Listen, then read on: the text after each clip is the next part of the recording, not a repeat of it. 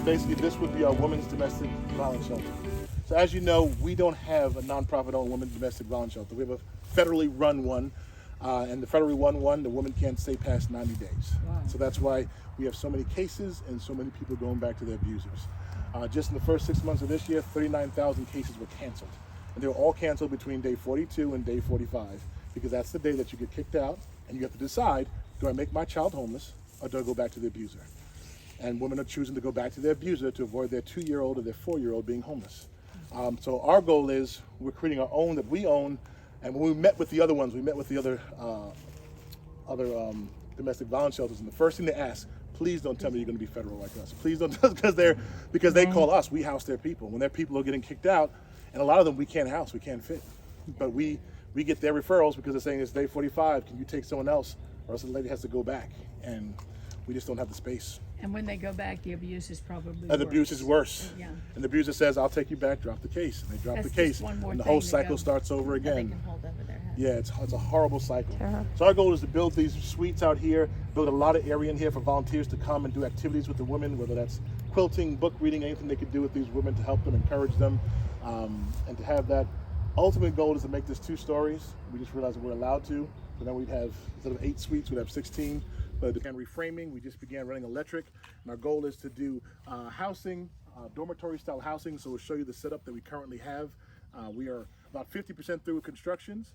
Lake County said by June we should be approved to continue and finish the construction because they're zoning us to a CFD, which is a community facilities development. And as a CFD, it just gives us more opportunities to build on multiple parts of the land.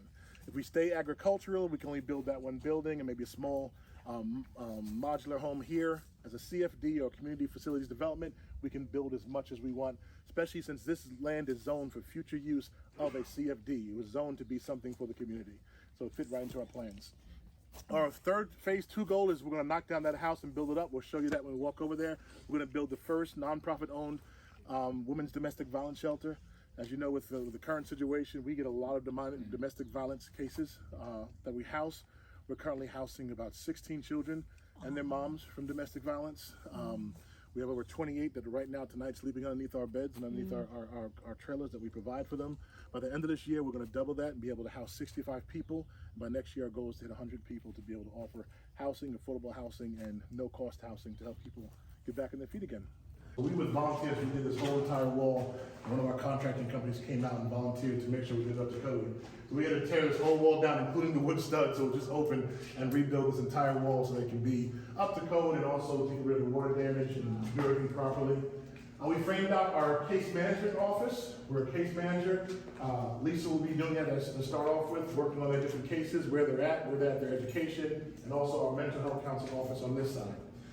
We just hired, our goal for this year was build better, and that means in every area, not just our building, but in our educational process.